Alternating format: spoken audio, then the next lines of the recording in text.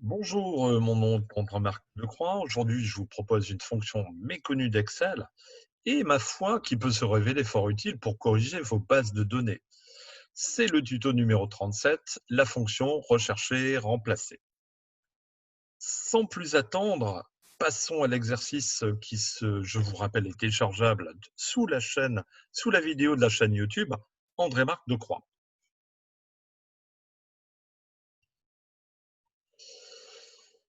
Dans ce tableau qui certes est court, il ne fait que 19 lignes, mais effectivement, la fonction que je vais vous faire découvrir, permettrait aussi, de corriger des erreurs d'écriture, quand vous avez des bases de données de centaines de lignes et qui, viennent souvent de d'autres logiciels ou, de sites internet. On a parfois des erreurs d'écriture. Comme ici, vous apercevez que l'importation de ce fichier a créé une erreur dans les immatriculations. On n'a pas des traits de séparation, mais bien des points d'interrogation. Ici, par exemple, j'ai dans cette colonne valeur d'achat les valeurs des véhicules. 85 000, alors ce n'est pas effectivement des valeurs pour lesquelles je peux exploiter, puisqu'il y a un point, donc c'est devenu du texte.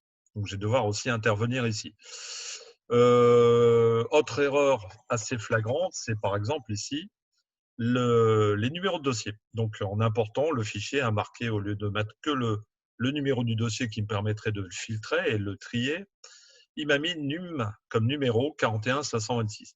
Ce qui fait que si je voudrais utiliser le filtre dans mon fichier Excel, ben, je n'arriverai pas du tout à le classer par ordre de dossier, puisque je vais avoir le texte num qui va apparaître au départ.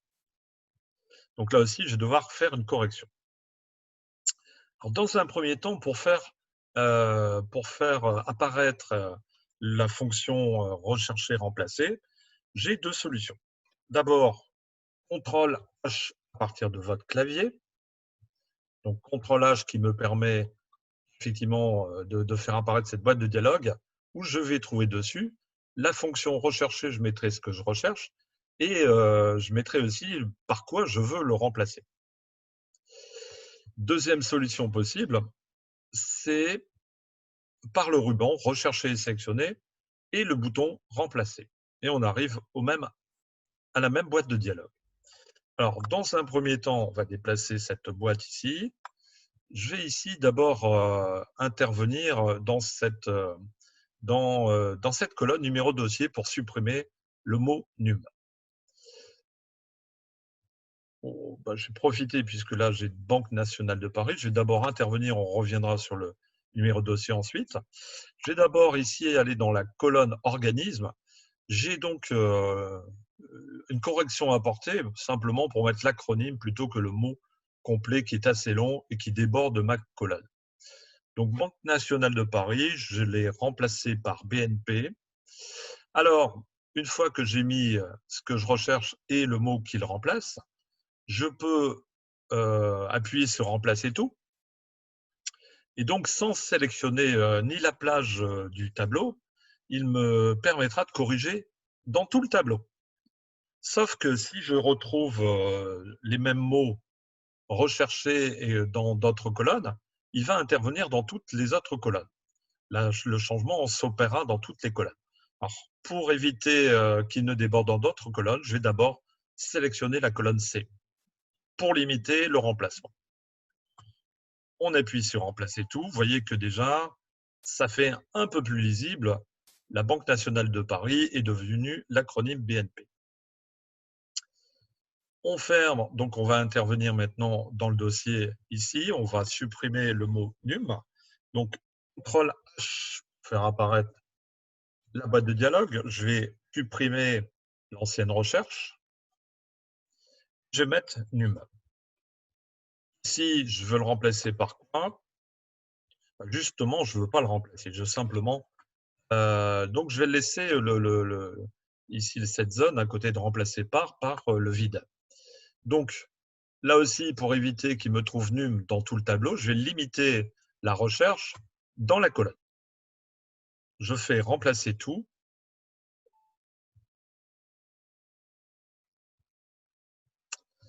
Alors, attention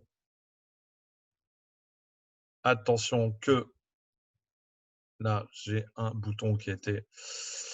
Donc, on va recommencer l'opération, CTRL H. Donc, je m'énume. Si je le remplace par rien du tout, j'ai sélectionné la colonne et donc il va opérer le changement et il a supprimé le mot num qui me gênait. Donc ici, on s'aperçoit que grâce à cette suppression, je vais pouvoir maintenant refaire du tri dans tout mon tableau et automatiquement.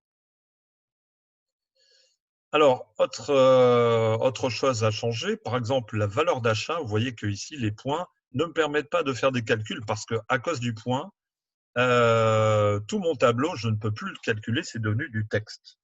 Donc, pour opérer, là encore, un changement, je vais d'abord appeler la boîte de dialogue CTRL-H.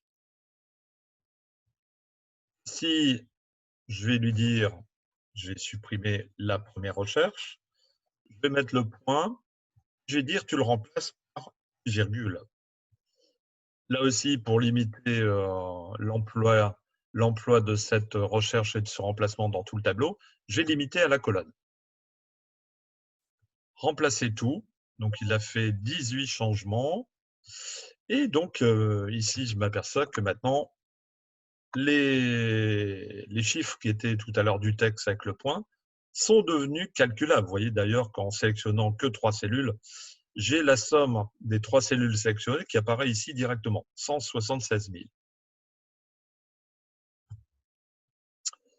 Donc, on a apporté ici la solution. Alors, autre possibilité, c'est dans ce tableau, je voudrais simplement, parce que le tableau me met actif, inactif et inactif en orange, ce que je ne comprends pas vraiment pour mon tableau, hein, encore de la transformation. Donc, on va essayer de convertir encore une fois. Donc, dans ce tableau, je vais appeler la de dialogue, CTRL H. Je vais rechercher ici, je vais ouvrir ce bouton d'option avancée. Donc, dans cette première recherche, je vais aller chercher le format. Alors, plutôt que d'essayer de mettre le rouge, parce que je vois qu'on a un rouge, mais quel rouge sélectionner?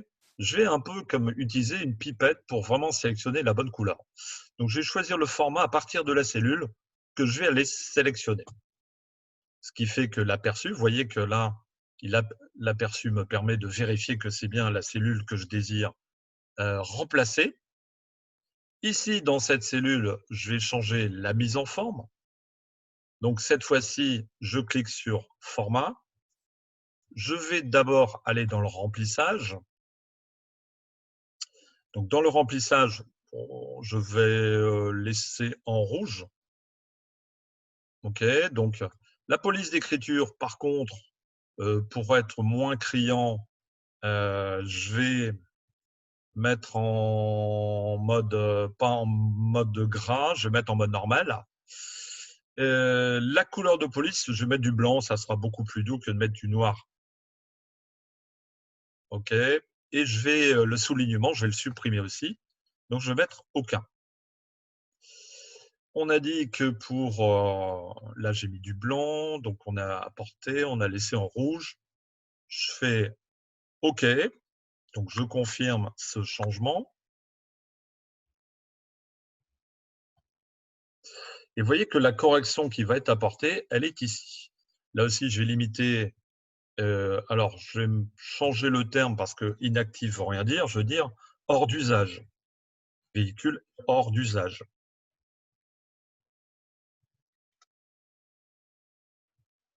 Remplacer tout. Vous voyez que dans mon tableau, on a changé le fond, la police et le style d'écriture.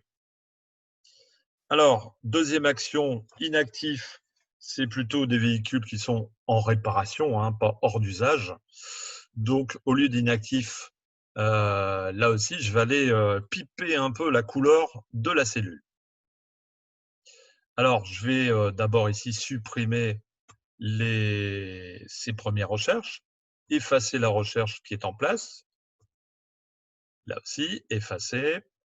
Donc, on va dans un premier temps resélectionner la couleur de la cellule orange pour laquelle je désire changer. Choisir le format, donc je le sélectionne.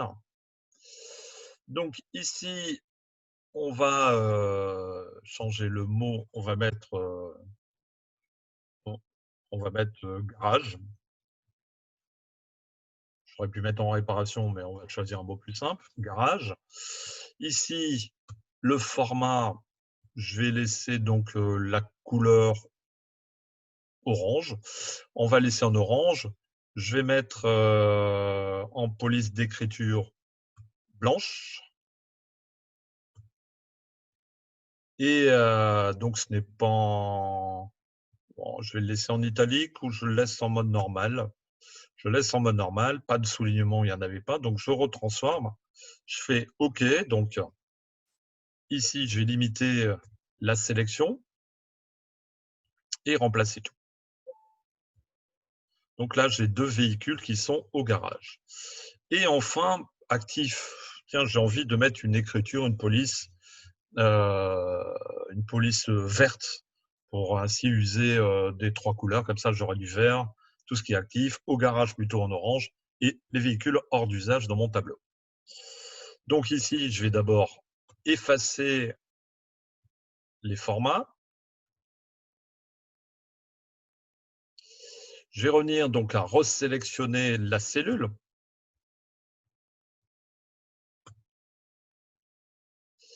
Donc ici, je vais laisser le mot actif.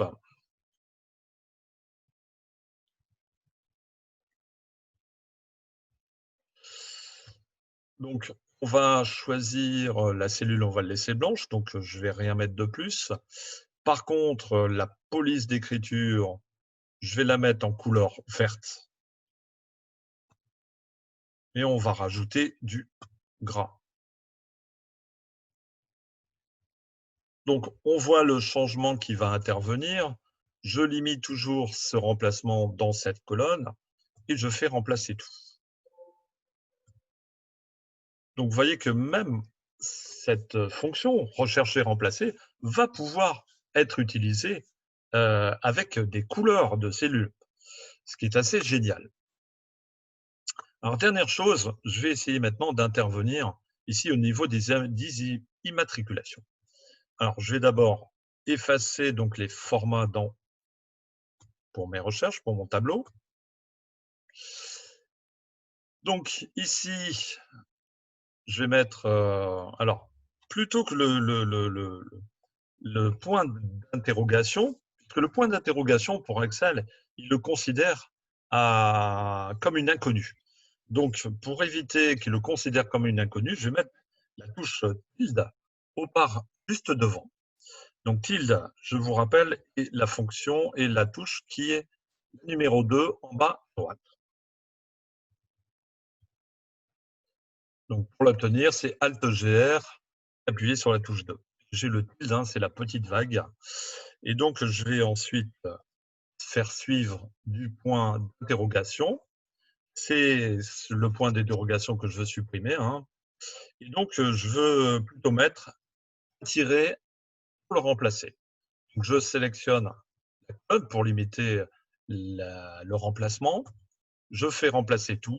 Donc, vous voyez que dans mon tableau, ainsi, il a pu corriger toutes ces erreurs d'écriture. Voilà, l'exercice est terminé. Si vous avez aimé, n'hésitez pas à le communiquer, à liker, à vous abonner sur la chaîne pour recevoir les prochains exercices. Merci à vous. Passez une excellente soirée. À très bientôt. Au revoir.